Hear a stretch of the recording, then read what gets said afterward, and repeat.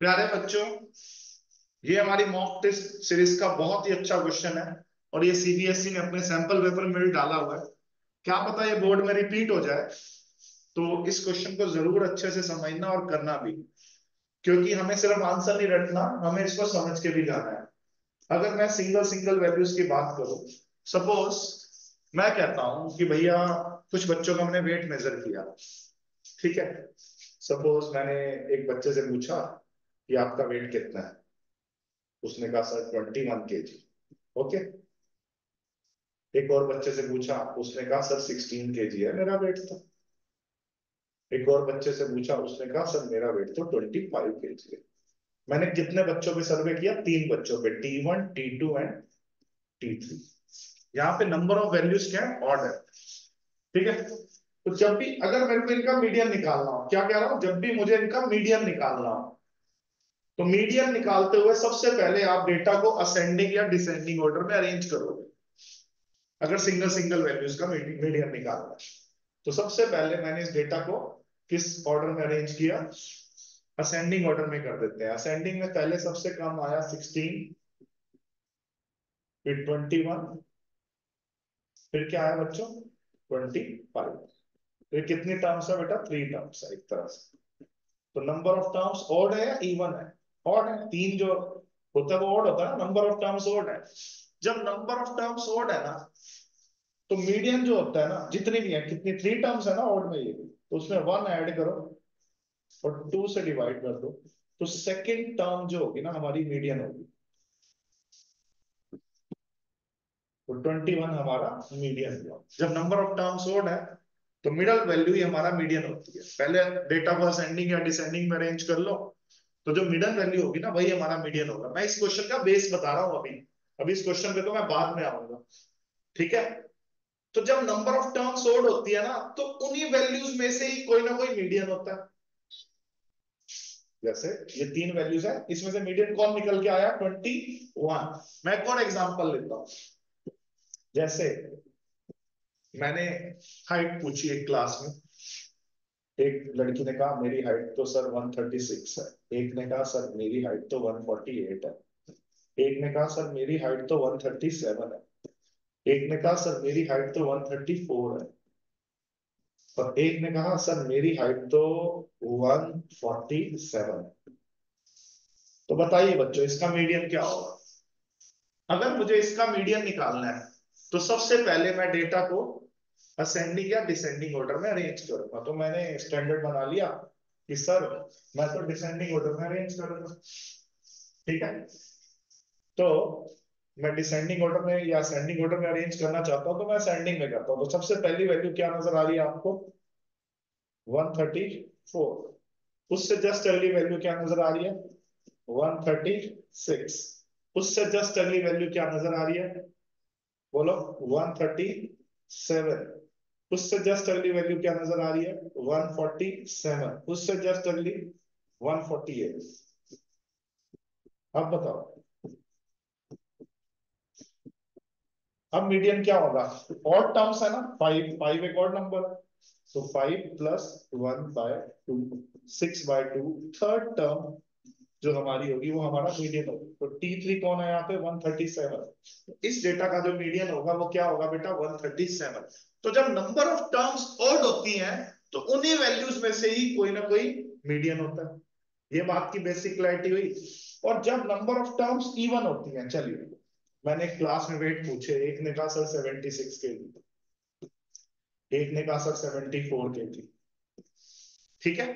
एक ने कहा सर 71 kg, और एक ने कहा सर 73 kg, ठीक है। तो अब मैं आपसे पूछूं मीडियन क्या होगा? आप डेटा को असेंडिंग ऑर्डर में लगा दीजिए। 71, 73, 74 एंड 76 लगा दिया असेंडिंग ऑर्डर में। ये T1 कह दो, इसको इसको T2 कह दो, इसको T3 कह दो, इसको T4 कह दो। हाँ जी बच्चों, ये बात समझ आई? अब बड़ी इंपॉर्टेंट बात। अब नंबर ऑफ टर्म्स क्या है बेटा? इवन है ना, 4 क्या होता है? इवन। तो दो मिडिल टर्म होंगी। कितनी मिडिल टर्म होंगी? दो। T2 and T3। सोचने का तरीका क्या होता है? जितनी भी टर्म्स हैं, अगर नंबर ऑफ टर्म्स इवन है तो 4/2 second term and 4/2 plus 1 third term, ये हमारी मिडल टर्म होगी। ये मीडियन नहीं बोल रहा, ये हमारी क्या होगी, मिडल टर्म। मीडियन तो इन दोनों, ये जो मिडल टर्म्स आई ना 73 एंड 74, इनको भी ऐड करके 2 से डिवाइड करके यानी कि 73.5 इस डेटा का हमारा मीडियन हुआ। तो जब नंबर ऑफ टर्म्स इवन होती है, क्या बोला, जब नंबर ऑफ टर्म्स क्या होती है बेटा, इवन होती है, तो मीडियन उनमें से होता ही नहीं है कोई। इनमें से कोई मीडियन आया 71, 73, 74 से? पहली बात तो नोट करने वाली बात यह है कि जब नंबर ऑफ टर्म्स इवन हो तो उनमें उन वैल्यूज में से कोई मीडियन होगा ही नहीं। उसके अलावा क्या है, सॉल्व करके 73.5 हमारा मीडियन है। और इस मीडियन से जितनी टर्म आगे है उतनी टर्म पीछे है, मानते हो?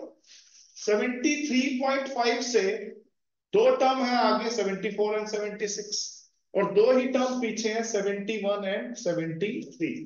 तो जब नंबर ऑफ टर्म्स इवन होती हैं तो उनमें से कोई मीडियन नहीं होता जो वैल्यूज अवेलेबल होती हैं। और मीडियन से जितनी टर्म ऊपर होती है तो मीडियन से उतनी ही टर्म नीचे होती है। ये बात की क्लैरिटी अगर हो गई तो ये क्वेश्चन तो आपको फिर बच्चों वाला लगेगा। आइए समझते हैं। क्योंकि ये पूरे YouTube पे अभी तक कोई ढंग से आप देख लेना, कोई समझा नहीं पाया इस क्वेश्चन को।